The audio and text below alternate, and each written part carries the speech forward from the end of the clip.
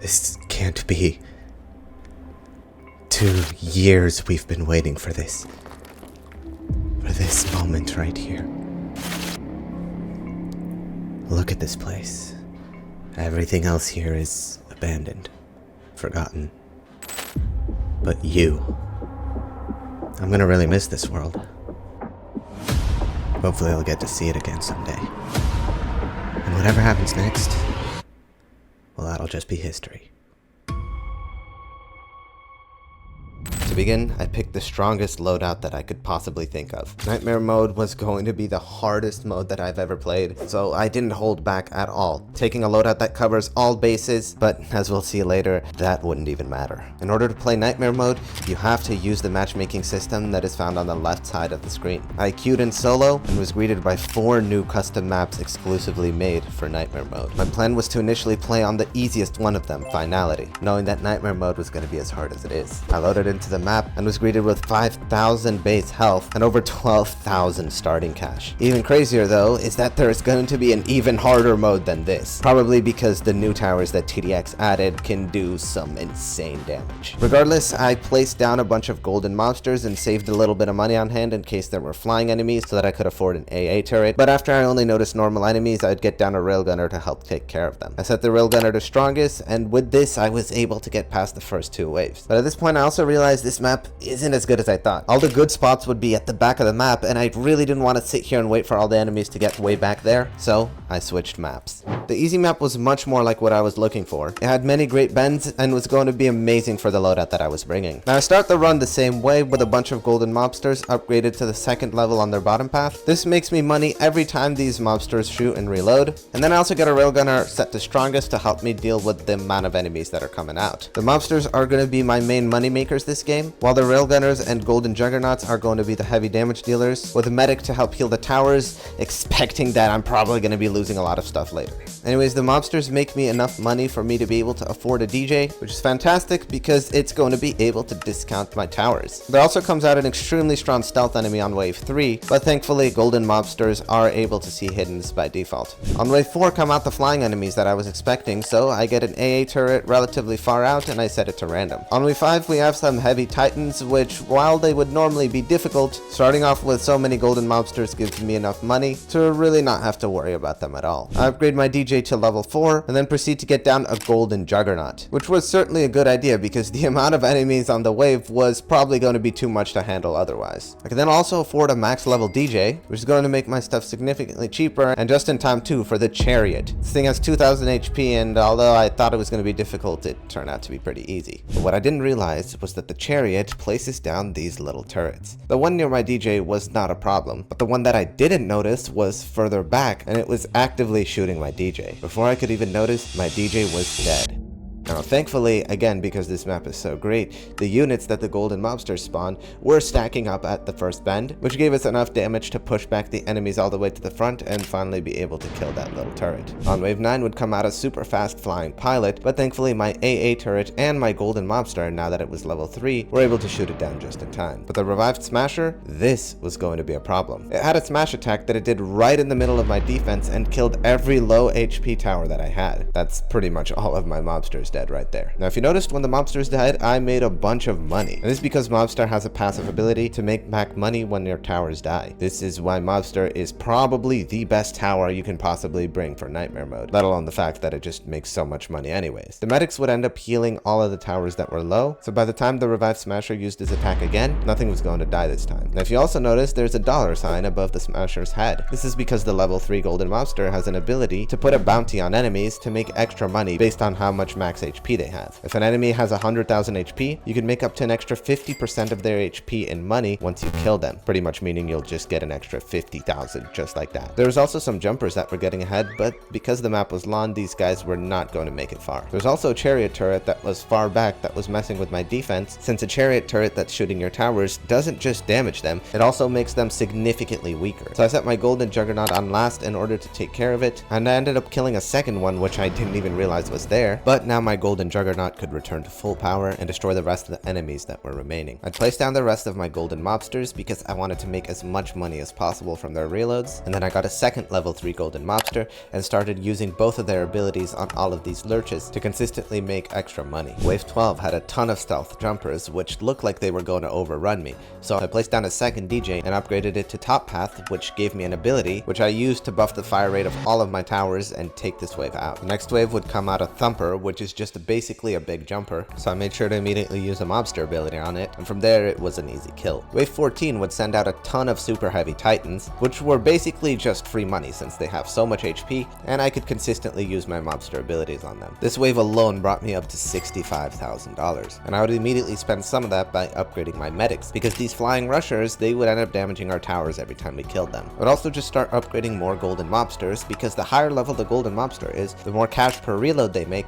and the more money their ability makes whenever you use it on an enemy. That being said, I started to struggle against flying enemies on wave 16, but I knew I was going to be fine because I had a max level top path railgunner, which probably wasn't needed since we destroyed everything anyways, but it certainly came in useful, especially for the avatar that came out immediately after. It has 42,000 HP, so I immediately used my golden mobster ability on it to get the extra cash from killing it, and it thankfully turns out to just be a really easy enemy anyways, since it's just so slow. Wave 18 was basically just a bunch of free money. I kept using my golden mobster abilities, and I'd finally spend my money on a max level golden mobster. This was going to make me $2,500 every 6 shots, and I have an ability that can make me up to $120,000 from one usage. And this was just in time for wave 20. This wave spawned Phobius, Zeus, and an Eradicator, meaning that using my golden mobster abilities on these would make me insane amounts of money. I prepared by upgrading all of my medics, followed up by getting a bottom path max level medic, which comes with an ability that I was planning to use on a max level bottom path golden juggernaut. So as soon as I could afford it, I maxed it out, used the ability, and that brought the golden juggernaut's DPS to over 7,000. From here, the second boss, Zeus, was absolutely no issues. An Eradicator, he would take a little longer to kill just because my crits ability was on cooldown, so even though some avatar M's were spawned to try and stall me out, I just took the opportunity to put my mobster ability on them to make some money, and we shredded everything anyways. Wave 21 had a ton of flying enemies, so I upgraded my AA turret to the max level bottom path, and from here I was going to start working on my DPS. So I was getting more golden juggernauts, only to unfortunately watch my stuff die at the front of the map because these X-nators, they blow up and kill your towers when they land next to them. Not too long after would come out an X-tank, which looks like it would deal a ton of damage, but all my medics would just be able to heal it back in seconds. That's when I also noticed that maps come with their own special turrets. And although this big turret cannon looks like it would do a ton of damage, it didn't really seem like it was killing the enemies really. That being said, now that that was done, if you take a look at my placement limit, it is 140 towers, and I need to fill as much of that out as possible. So I went to the back and got 2 DJs and immediately started placing bottom path level 4 railgunners. These were discounted as much as possible by DJ, and I set all of them to strongest, which would greatly help me out against any bosses. I'd get even more DJs and continue placing golden juggernauts all over the place, while periodically using my golden mobster ability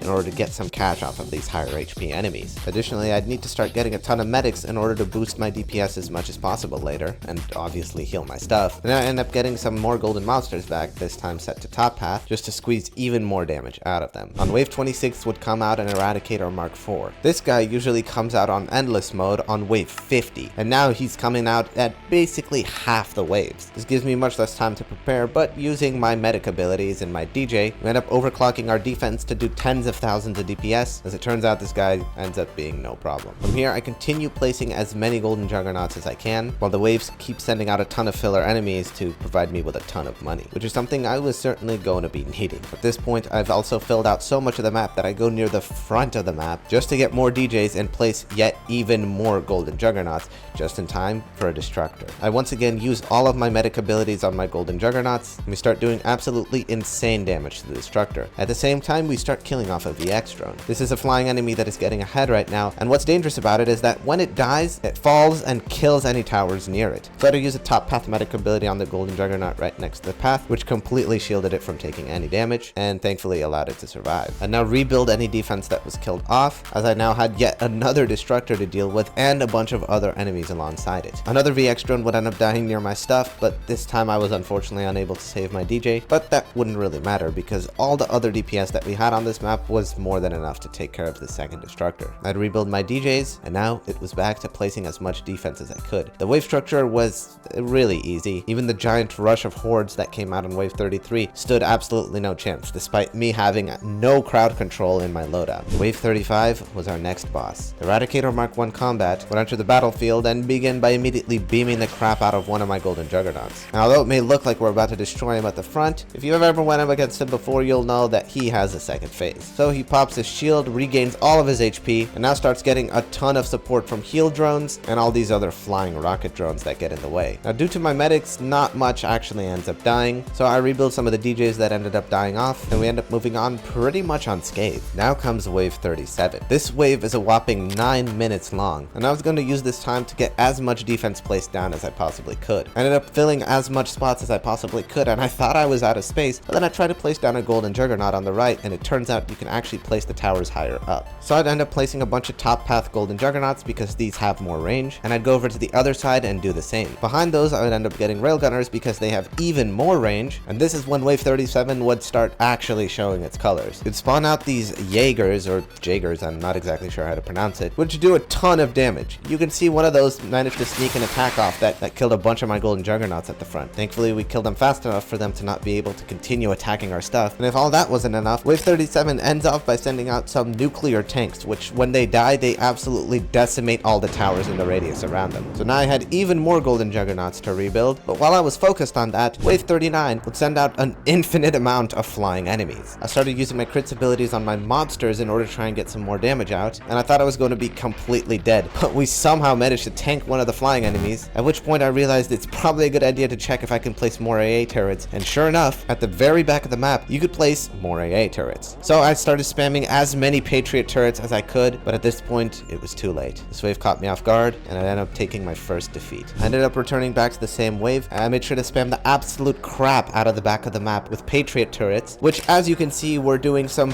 pretty devastating damage to all these flying enemies. If all that wasn't enough, though, here's some more Jaegers. This time, they absolutely wiped out all of my golden juggernauts at the front, forcing me to completely go full speed on rebuilding everything. And even worse, immediately after all of that devastation, 3 more bosses would be sent out. The X2 Trooper and 2 fighters. I did a ton of initial damage to them, but similar how the Jaegers absolutely cleared out my defense last round, these guys would end up doing the same, killing all of my golden juggernauts, and leaving me with a couple at the back, which I would boost with my DJ to help me defend. Somehow this was enough defense, and I have to go back to spamming yet a bunch more golden juggernauts once again at the front. Except before I could even do that, I got absolutely overrun by these nuclear tanks because they're all extremely buff. Yet again, I would end up returning, this time bringing XWM turret. Since my stuff just all kept dying before, I'd figured that the turret was going to be a perfect pick since it could rebuild itself. This turned out to be an insanely good idea, and I ended up clearing out wave 40 much faster than I did last time. That being said, all my golden juggernauts still ended up dying at the front, but this time I was thankfully able to rebuild them pretty quick, so the nuclear tanks ended up not being a big problem. The next couple of waves were just a break from those previous bosses. It gave me time to rebuild as many golden juggernauts as I could, place down some new medics, and prepare my defense for wave 45, where there was an alpha predator. Once again, all my golden juggernauts at the front ended up dying. Thankfully, this guy isn't that strong. I mean, look how fast we ended up killing. Oh my god, he has a second life. This is something I was absolutely not expecting, and my defense, which was completely in shambles from his first phase, was now not going to be spared at all from his second. Pretty much all of my golden jugs on the entire map ended up getting killed, which forced me to go into overdrive and just spam as much stuff as I possibly could. This is where we can see golden mobster shining even more, because every time these golden juggernauts die, I make back a good chunk of their money because of the cashback that the golden mobster provides. That being said, after spamming as much stuff as I could, and with the help of the turrets obviously, I was somehow able to kill the boss, and before I could even take a breath, Nightmare Mode spawned out 5 Eradicator Mark II pluses. Each of these alone is an incredibly difficult boss to kill, but these ones, they have bonus HP, a shield, and obviously they're out all at once, which allows them to do much more damage to my defense and consistently kill my golden juggernauts over and over. This was so chaotic, I was forced to slow my game down to 2x speed, and even though just a couple of waves ago I had nearly $10 million, rebuilding my defense so much has already brought me down to just 1 million. That being said, somehow by spamming abilities and new golden juggernauts as much as I could, I was able to kill off all of the Eradicator Mark II pluses and be forced to rebuild my whole defense yet again for wave 48, which was thankfully one of those filler waves that buys me time to rebuild everything that I lost. At this point, my money was running really low, but I was going to have to make it work. work anyways. And then came wave 50.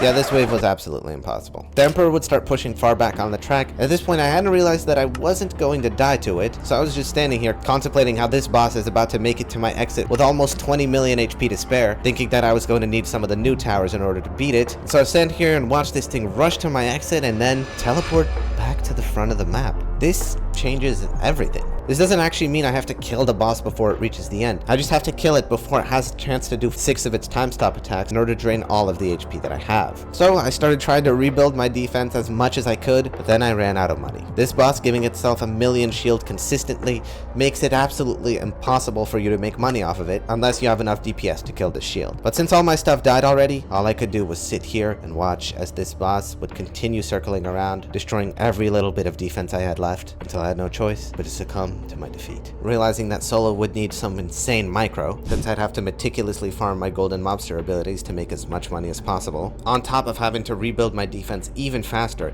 getting even more turrets, I decided that solo would have to come at a later date. So I got a team of 2 friends, and this time we'd come prepared with every support tower. We had Commander, DJ, Toxicnator, as well as much more money thanks to combining farming and golden mobsters. So it's time once again to rematch the Emperor.